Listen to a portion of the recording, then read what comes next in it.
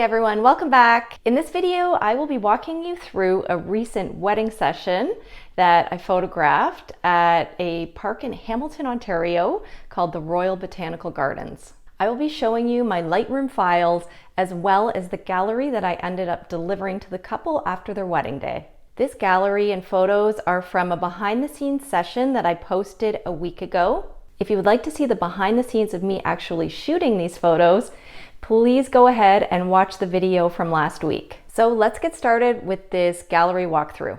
But I have backed up all of the images. I've gone through them and selected my favorites, and then I've edited them. So they are in this gallery within my Lightroom app. And let's see, I'll expand the thumbnails so you can see them a little bit better. So I started out with the couple with just a basic pose side by side. Let's see what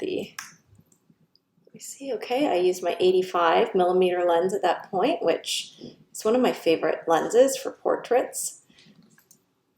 So I find the beginning of the session always starts out a little bit more awkward, and things get a little better as we go on, as we become more comfortable around each other. So we started it like that, and I did some photos, vertical and horizontal, and then I asked them to start walking. All right, I changed to my 50 millimeter lens at this point for the walking shots. I personally like using 50 for the walking shots, and I used f4.5. So it gave me a greater depth of field and made it a little bit easier for me to get sharp photos. You can see here, I also had a really high shutter speed. I had 1/800. So I do like keeping my shutter speed higher for moving shots, so that helps freeze the action.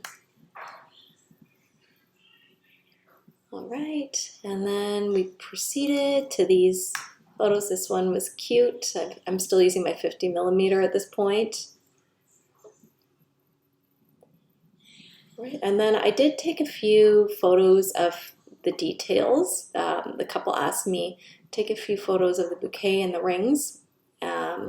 So for this one, for example, I used my extension tubes, and I used f4.5, and I used my 24 to 70 millimeter lens on this. This is usually what I use, and I find it works well.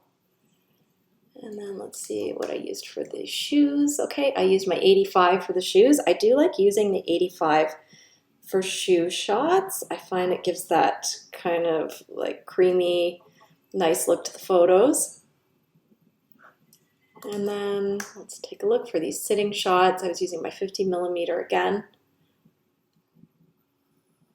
And then let's see this one. Okay, I had on my 24 to 70 millimeter lens here. And I liked these shots at the end. There, you could see how beautiful the gardens were. In the original photo, before I edited this, there was a man standing right here just staring at me, and he just didn't want to budge. But I knew that was an easy fix, so I cloned him out after I took these photos, and you can't even tell he was there. All right, so I always take individual photos as well, so there's a few individual photos at the end of the gallery. So next, I'll show you the actual gallery that the couple received after their session. I sent to the couple once I finished editing the photos. So I edit all the photos in Lightroom, and then there's a plugin within my Lightroom application. So I drag the photos that I want to be into the gallery into a specific folder, and it automatically populates this gallery online, and then I can send a link to the couple with their photos, and they can download the photos to their own computer. So I like to use Pixieset for sharing my photos. I know there's a ton of different websites you can use for photo sharing, but I've used this one for quite a while and I like it. So this is what the couple received. It looks pretty similar to what you saw in Lightroom. So I try to get a variety of images and try to maintain consistency in the editing so that the photos, the editing looks similar to other sessions that I've done so that couples kind of know what to expect. After they've seen my photos, they know that the editing will be similar on their own photos. So here are the detail photos that I took, which always look nice in an album. If they do decide to print an album, it is nice to have some detail photos. And then I always make sure to get some looking directly at the camera, some interacting with each other as well. I liked these ones here. I think I used my 85mm for these, which I think is really nice. I love the blurred background. I do like bringing a large clear umbrella with me to every wedding just in case it rains, because they do look nice in photos. I've tried using black umbrellas before and it does not work as well because the black kind of blocks the light on the people's faces.